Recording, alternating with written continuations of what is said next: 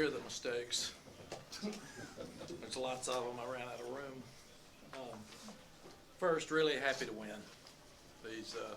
These young people have lost a lot of games in the fourth quarter the last 2 years, and we've talked to them constantly about winning the fourth quarter. And thanks to our strength staff, our nutritionists, and our training staff, we're healthy, and we were fresh in the fourth quarter. And the guys played really hard and played really well. We messed up about everything in the kicking game you can mess up, so we've really got to go back and look at all that. We had some misalignments on defense early. We had some missed tackles early.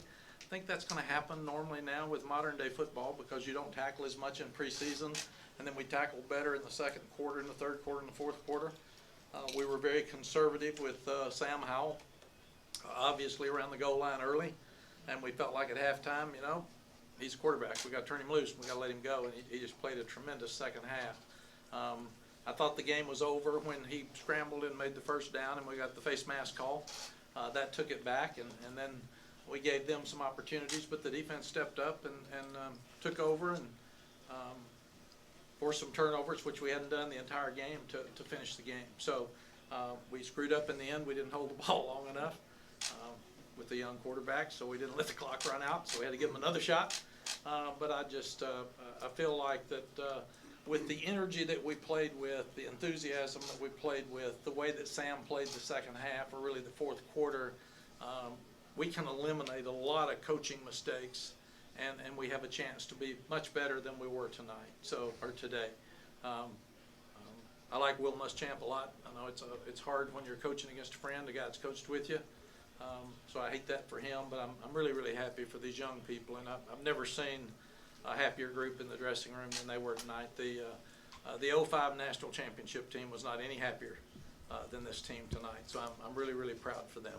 And it should be easier to coach them on Sunday. When you win, you can coach them harder, because we can really get after them now, because they know Miami's really talented and very good. So that's going to be an electric atmosphere on Saturday night at home, and they can't wait. Matt, you mentioned that Yes. this is part of the reason you came back is days like this, leading young men like this, and getting the thrill of the victory. Yes, I think the biggest thing is Sally and I came back because we want to mentor the kids and young coaches and be around them, and that's really important. You can't do that without winning. And we had a wonderful 10 months. I mean, everybody was so good. We're selling tickets and we're raising money and things are great. If you don't win, that all stops. People are a lot more excited about. I bet the 300 tickets we had left for Miami probably got bought in the last hour. That's the way fans are. They want to come and see somebody win. And we're in the education business during the week, and we're in show business on the weekend. And that's just what it is. So yes to your answer that those kids will listen to us better tomorrow because they were able to go through the process that we told them would help them win. They won. We can do a lot better. We did first time staff together. We just messed up a bunch of stuff. And they're so happy too. But the other thing that Sally made me promise is we beat Colorado once 38-14, and I was mad because it wasn't good enough to beat Alabama and USC, and I was miserable and yelled at everybody. We were 25-2 at Texas. I was mad because we lost the national championship. And she said, if you come back and have an ugly win, you better be pumped. And I am so pumped. So Miss Sally, I'm really happy with this ugly win. So we can fix a lot of things. Nearly half their total yardage came in the first two possessions. What did you guys do after that? Jay Bateman's really good. He number one, we settled down. The linebackers had never been to game. At linebacker, I mean, can you imagine? Chaz Surratt is out there as a quarterback this time last year. He's never been in a college football game on defense or as a linebacker, and we're yelling at him for lining up wrong. I mean, his world, his life had to be spinning out of control. And then you've got Jeremiah Gemmel, who's never played. So poor Jay, who's emotional anyway, is, hey, no, move, go, no. And I thought, oh my God, this is it. And then we had trouble getting lined up at defensive end, and you lose Trey Morrison on the first series, and you've already got Patrice Renee out of the game for the first half. So now we got Storm Duck, who's a true freshman, never played in the game, at one corner, and Greg Ross at the other corner. I mean, it was just the coaches did a phenomenal job with taking inexperienced kids and putting them in positions to win. Coach, why did you decide to take the handcuffs, I guess, off Sam in the second half? Well, we felt like we had to. We had 3 scoring opportunities, and we had some read plays in there that we felt like gave him opportunities to run, because he's a really good runner, obviously. But for us to win, we've got great running backs, but people are going to stack the box unless we can throw the ball outside. And we also felt like in the second half we had to start throwing the ball deep, because they were pressing us, and they were doing what we call bear coverage, where they put the big guy over the center and they're covering the guards, and they're just daring us to run the football. You're not going to make any yards, and that's when we felt like we got to move the quarterback some, and we've got to get him throwing downfield. What was the message to the team and the locker room at halftime? Message at halftime was we have screwed up so many things, and we're in great shape, so we've got a great chance to win the fourth quarter. We couldn't be in a better position. How lucky are we?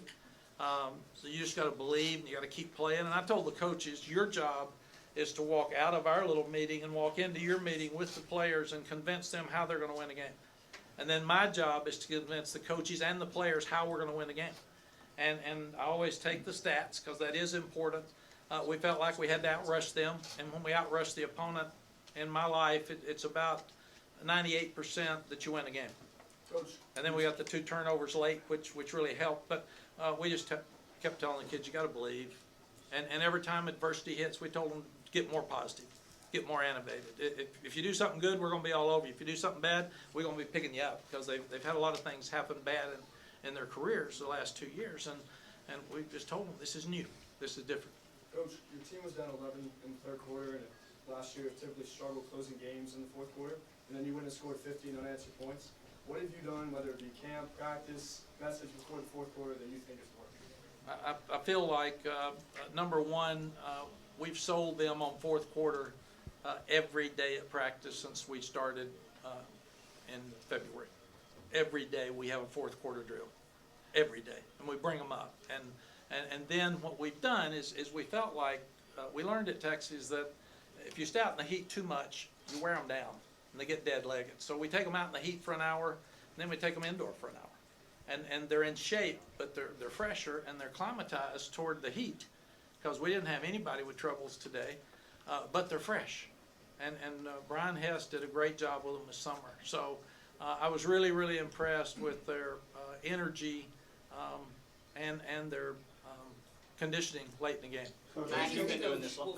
Mack, you've been doing this long enough. You know what kind of position this puts Will in. What did you say to him after the game? I said, Will, you've got a really good team, and it's hard for me to feel as good about this as I want to, because you know I'm pulling for you to win.